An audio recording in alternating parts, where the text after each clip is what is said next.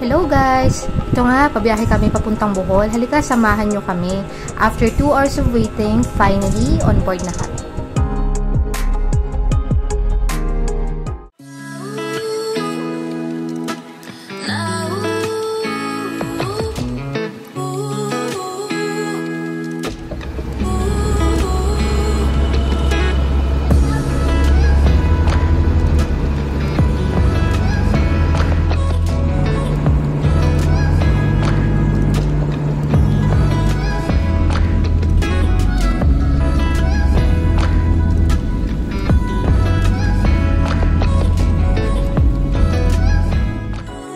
Hi! After almost 2 hours of travel time, andito na nga kami sa Panglao International Airport. Ano kaya ang una natin pwedeng puntahan?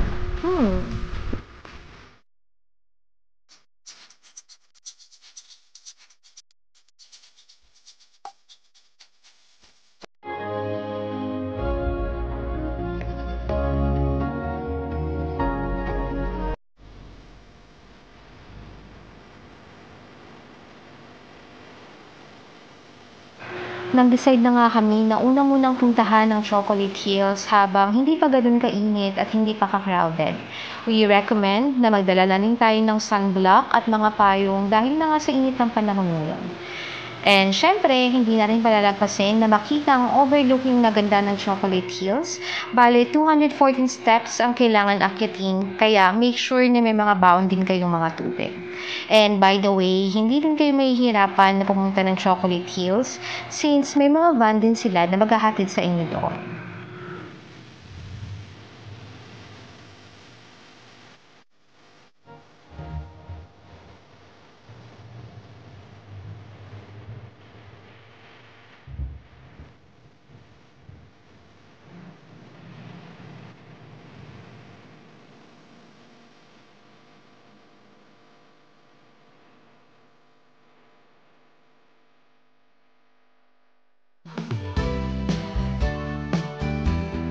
Hello mga Mima, dito nga pala kami nagstay sa Riders Paradise for 2 nights. Good siya sa mga traveler like us, lalo na kung medyo marami kayo. This place can accommodate up to 6 guests. Meron silang 3 bedrooms and sobrang relaxing and spacious na lugar.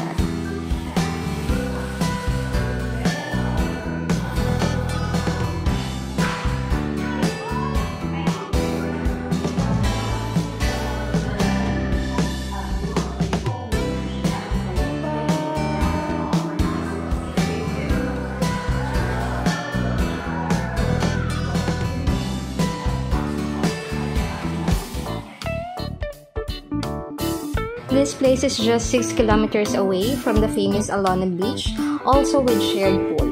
Meron din pala sila guys na mga cottages, good for couples or small family which is more affordable.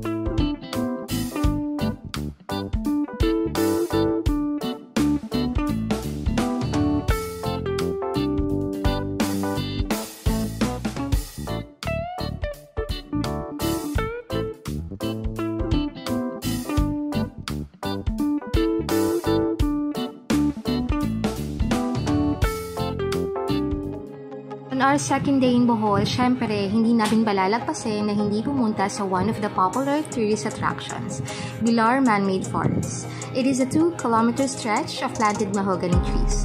Madadaanan nyo lang ito going to Bohol Tertiary Conservation Area.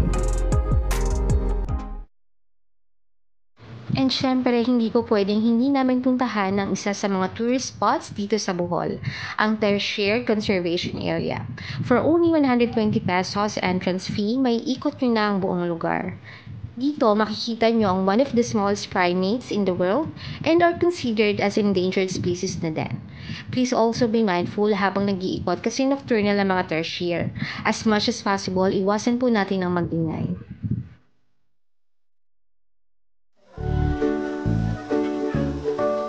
For our next spot, samahan nyo naman kami dito sa Sikatuna Mirror of the World and Botanical Garden.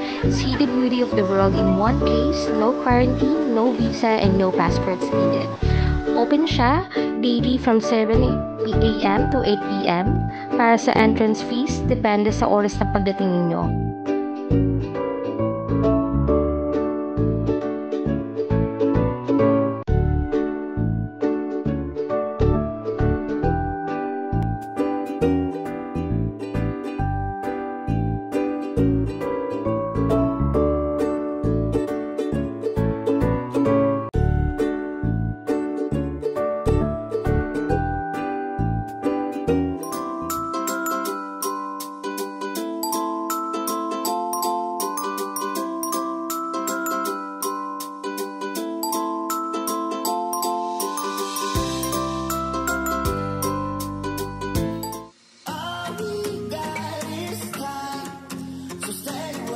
On our third day in Bohol, dito naman kami nagpunta sa one of the famous beach in Panglao, Alono Beach.